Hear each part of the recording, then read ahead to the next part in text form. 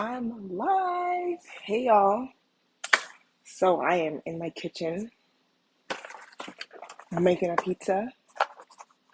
I went grocery shopping today and I was like, let me try Trader Joe's pizza. So I just popped it in the oven. And I did also want to come on here and kind of share with y'all what I was reading this morning. I was gonna do it on Instagram, but then I was like, I don't really ever go live on YouTube, so why not?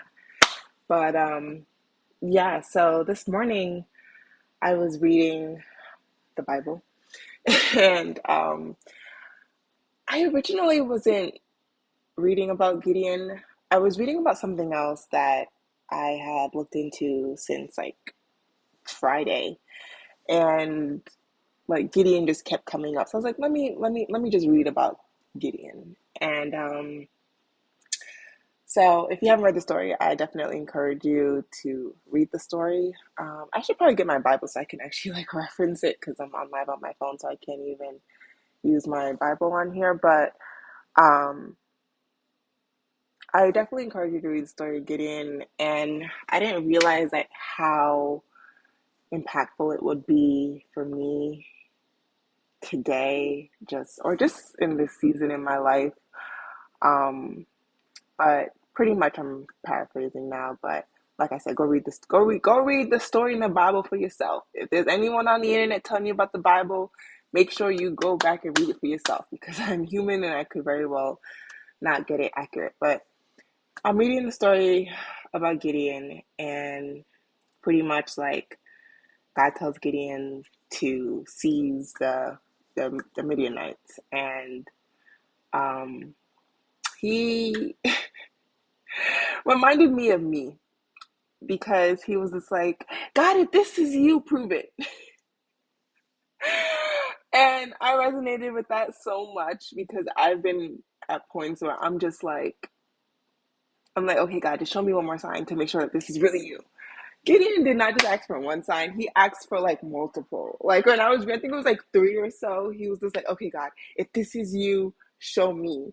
And I was like, wow, that sounds very familiar. But um, so I like kept reading and I was like, wow, that's funny. But the crazy thing is about this story is that every single time God does prove it to him. And I was like, wow, God, I'm just like, when we second guess you, you still are faithful. You still are good enough to show us and prove to us that it's really you talking. Um, so then it gets to another point where I think it's like the day before they're going to go to war or like kind of right before, like I said, go read the story. But anyways, there's a part where like Gideon like gets all his armies. It was like 20 something thousand or something. And God is just like, nah, you don't need that many people. And I was like, listen, this is a lot of people, God. 20 some thousand is probably not even enough.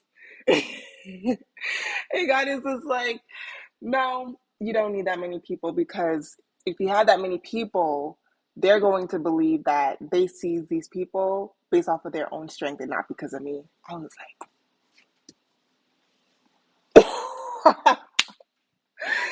like, y'all, I was literally reading this morning and I was like, oh, yeah, that's what they gonna think. And he's right. And I was thinking, I'm just like, I literally had to put a note in my Bible and I said, I'm just like, what is it that God has told you to do that you are trying to do in your own strength that will give you the glory instead of God getting the glory? So Gideon's just like, cool, I'm gonna cut my team down to half. God's like, no, that's still too much. I was like, Lord, this is a whole army. He gonna need some people to do this. And he ends up getting down to, I believe it was like 300, 300 people or so. And I was like, 300 people. That's not enough. And you know that reel that's been going around is just like, what is this? It's not enough.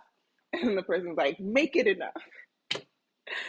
Of course, God's not like that. He's our good, good father. But it just really made me think, like, what is it that God has told you to do that you have now found yourself doing in your own strength because you think that you're not able to do it? Even before, when the angel first comes to Gideon, he's just like, who am I? Like, the angel's saying, you mighty men of valor, I believe, and saying all this stuff. And Gideon's like, me? Me? So God already sees the strength and power through Gideon that he can have if he submits himself to God, because he can't do it in his own strength. And God is just like, but I need you to see that it is me working and it is not your strength. It is not the men. It's not the amount of people that you need. It's not the amount of money that you need. It's not the amount of followers that you need. It's not the amount um, of anything that you think you need to do what God has told you to do. But instead, it's a willing heart. Instead, it's being available to be used by God. And so when I was reading that Gideon's team went from 20 some thousand to 300 so that God could get the glory, it just really put things into perspective for me, because I was like, wow, there are certain things that God has told me that will happen, or God has shown me, or, all this other stuff, but I try to get it done in my own strength. I try to go ahead of God and think, okay, well, if I need X amount of money if God is telling me to do this, I need X amount of money to do it. So let me go try to find my own means of getting that money to do it. And it's just like, but how is God glorified in all of that? What is the testimony going to look like? Yeah, God told me to do it, and then I ended up doing the X, Y, and Z, and then I got it done. Not God. God is big into the supernatural. God wants to be glorified in what he's doing in your life. He wants your life to be a testimony to others to see his power.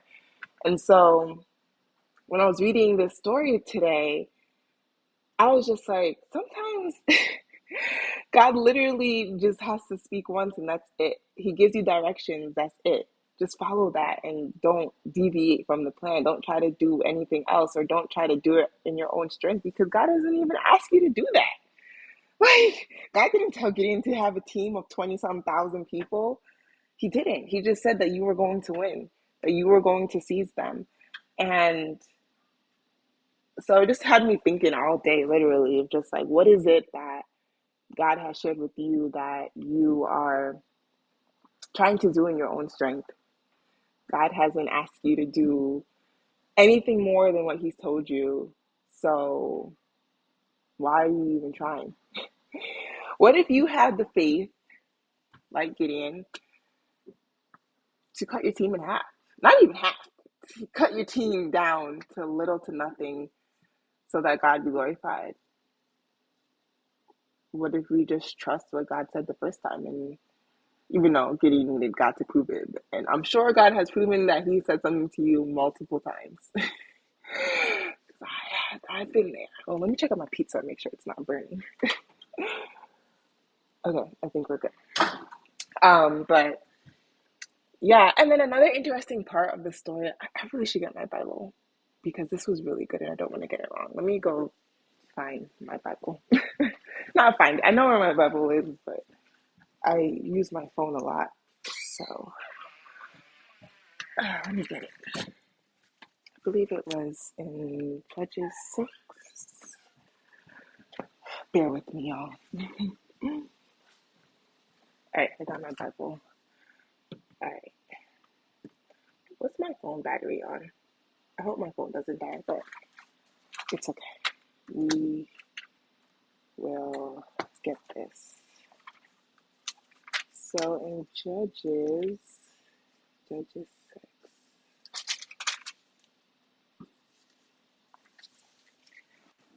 Um,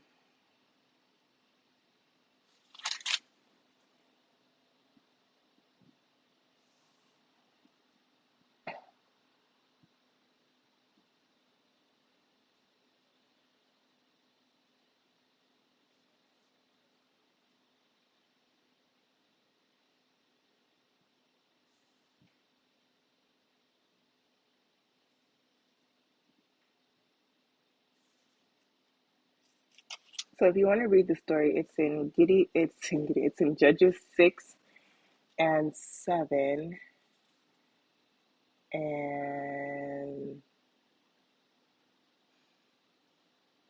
oh, okay. So this is the part of the story that also blew my mind. So in Judges 7, verse 9. So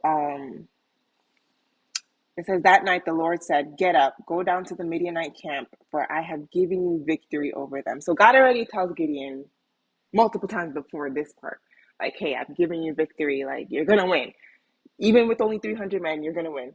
Honestly, even with like just Gideon, he would have won because God was behind him. God was backing him. So God says, I've given you victory over them. But in verse 10, get this. It says, but if you are afraid to attack, go down to the camp with your servant Purah. Listen to what the Midianites are saying, and you will be greatly encouraged. Then you will be eager to attack. So, one of the things that I really love about God is that sometimes we forget that He's literally like our good, good Father. Like, we forget that, like, He literally, like, knows us so well. He knows every single hair on our head. That's what the word says, right? We are His children. Like, He knows us. Like, just like our parents know us, like when your parents know that you're about to do something wrong even before you do it, and it's like, how did you know? But they just know. God even says, He says, if you are afraid to attack, go down to the camp with your servant. Listen to what the Midianites are saying, and you will be greatly encouraged. God knew that Gideon was scared. He knew that he was afraid, and He said, okay, look, even though I've already told you that you're going to win, even though I already told you that I'm going to back you up, even though I already told you that I got you, as your father, I know that it can be scary. And I know that this is a lot. And I know that even though I proved it to you 4 or 5 times, I still know that it can be scary. And so I want you to be encouraged. And I was reading this story and I was just like, I literally like started crying a little bit because I was just like, even though a lot of times we know what God is saying, we know where God is leading us, we know what God wants us to do, we know the path He wants us to, we know everything. He's proven it to us over and over. He's done everything over and over to show us that it's Him that is talking to us and not just our flesh or not the enemy. He's proven to us over and over and over in His goodness and in His compassion as a father. He still recognizes that I see you and I know you. And even though I've shown you that I got you, I still know you as a father. I know that this can be scary, and so I want to encourage you before you go into this fight. And that was just super encouraging for me because it just like reminded me that like sometimes, things can be a little scary. Sometimes things can be a little hard, and you're just like, God, like, I know you said this. I know you did, but I'm a little scared. I don't know how this is gonna work. I could just imagine Gideon, he's just like, I really don't feel fit for the job.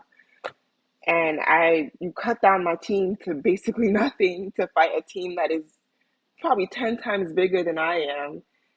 And I know you're telling me one thing, but the situation's looking a little different.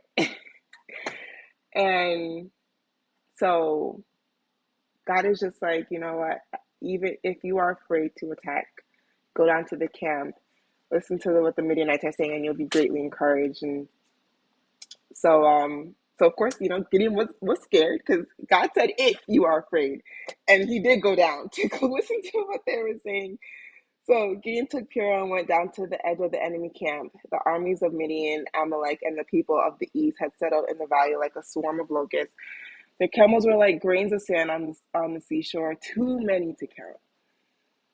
Gideon crept up just as man was telling his companion about a dream. The man said, I had this dream, and in my dream a loaf of barley bread came tumbling down in the Midianite camp. It hit a tent, turned it over, and knocked it flat.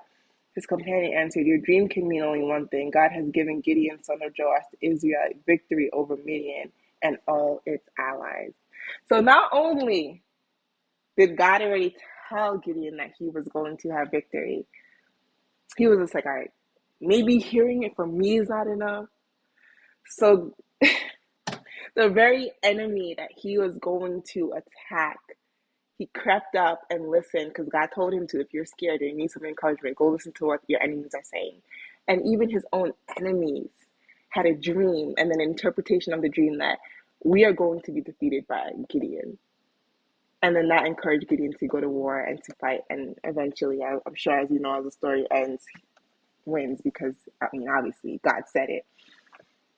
But anyways, I just wanted to make this come on here quickly and just share what I was sharing. But I really want you to think tonight about what God has shared with you.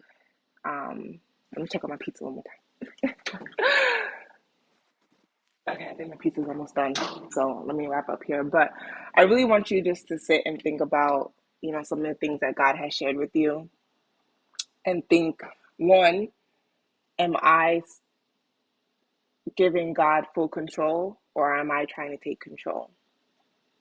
If I share this testimony, is it going to be that I did or that God did?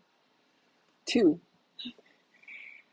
I want you to be encouraged that even when things don't look like what God said, and you may be a little scared, trust that God sees you and He hears you and He will encourage you. It's just so crazy that God, knowing who He is, knowing His power, all God had to do is tell Gideon one time, hey, you're going to go win, and not say another word. But not only did He just not do that, but He proved to Gideon over and over that it was Him speaking. And not only that, but then He also said, you know what, let me show my son by even allowing the enemies that He's going to attack to recognize that Gideon was going to win over them through a dream so that Gideon could see that, okay, this is really what I'm called out to do. So my prayer is that if you watch this, if you're on live, is to don't lose sight of what God has told you. He's told you for a reason. And don't forget that He's also your good Father, that He cares so much and knows so much about you that even when you're scared, He wants to encourage you to know that what He's told you will stand and you have nothing to worry about. So I hope you're encouraged. I hope you have a good rest of your day. I'm about to go eat my pizza and I will talk to y'all later. Bye.